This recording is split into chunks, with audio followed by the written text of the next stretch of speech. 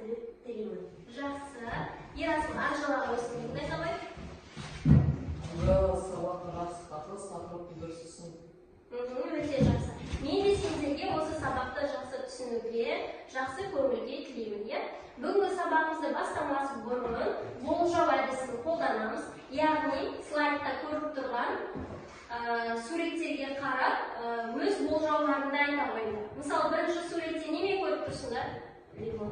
Лимон, екіншіде Құрт. құрт. Бұл құрт бізде құрамында не болады құрттың? Сүт, тағы да тұз болады. Және одан кейін қандай сурет көріп тұрсыңдар? Айран, сосын сүт өнімдері жалпы.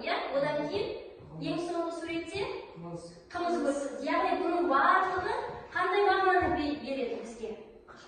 Қышқыл, өте дұрыс. Яғни бізде бірінші ол жаңағы лимон қышқылы, айранда да қышқыл болады, жалпы сүт өнімдерінде, сосын қымызда, қымызда да қышқыл болады. Қымыз қышқылы деп аталады.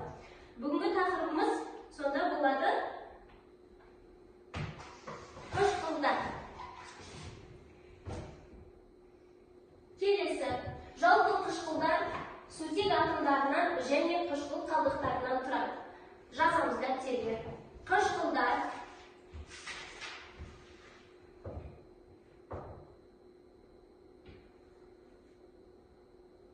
сутек атомынан және қышқыл қалдығынан тұрады.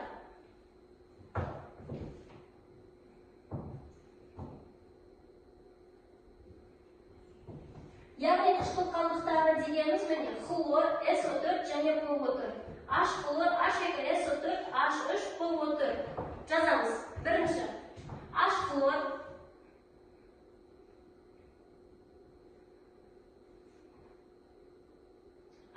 тұз қышқылы. Келесі оқушылар, мұнда қышқылдардың алынуы берілген, жай қышқылдар қалай алынады, және күрделі қышқылдар және тұз қышқылдары қалай алынады берілген формулалармен, сосын қышқылдардың ығыстырылу қатарлары берілген. Яғни ең жаңағы қышқылдық қасиеті жоғары қышқылдарға H2SO4, сутек күкірт қышқылы және ең әлсіз қышқылға кремний қышқылы жатады. Енді біз өзіміз ойлап көрейікші, үйде жалпы қандай қышқылдарды қолдануға болады? Сірке қышқылы, өте дұрыс. Сірке қышқылы жаңағы уксус, орысшасы.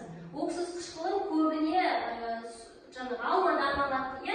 Сонымен қатар жай кішкентай болса да құмырсқа қышқылы бар. Құмырсқаның өзінің қышқылы бар, бірақ ол органикалық химияға жатады. Сосын жаңағы сүт өнімдерінде алынатын қышқылдар, қымыз қышқылы бар, сосын жаңбыр қышқылы да бар. Когда бізде жаңбыр жауған кезде жаңағы аздаған жаңбырлардан қышқылдар білінеді. Сонымен қазір бізде көрсететін тәжірибелік жұмыс, яғни үйдегі алма қышқылынан алынатын алма қышқылы.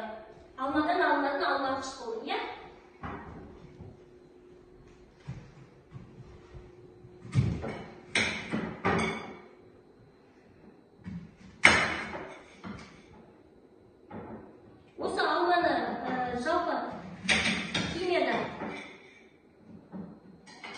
әртүрлі заттар қосу арқылы үйдегі пайдаланатын 9% алма қышқылын алады. Түсінікті ғой,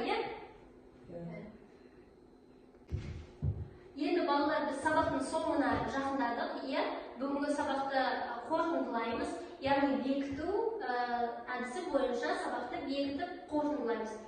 Бірінші сұрақта, мұнда сұрақтар берілген, яғни бірінші сұрақта қышқылдар дегеніміз не екен? Қандай, кім не оқыды, айта қойыңдар?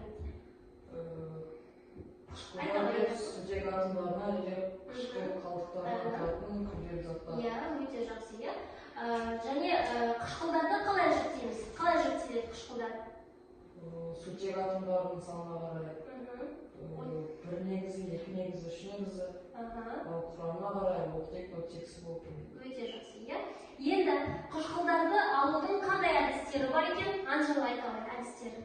Тамақ өндіруде, металдарын баяндау және дәрі-дәрмектерді алуда. Өте жақсы. Енді сосын соңғы сұрақ, қышқылдарға қандай химиялық қасиеттері табылады? металдарды алуға и сосын бейметалдар. Яғни жалпы түсінгеніміз қышқылдарды жалпы химияда барлық жағдайда қолданылады. Металларды өңдеуде, үй тұрмысында керекті заттардың барлығы, үйде қолданылатын жаңа пластмассаларымыз бар ғой, соларда да қолданылады.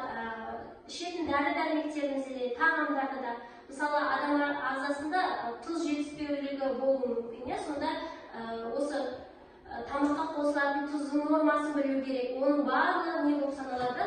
Қышқылдар, яғни химия болып саналады. Енді сабақтың соңында үйге берілетін тапсырма, осы қышқылдар тапсырмасы жақсылап оқып түсінеміз. Сосын кітаптың соңындағы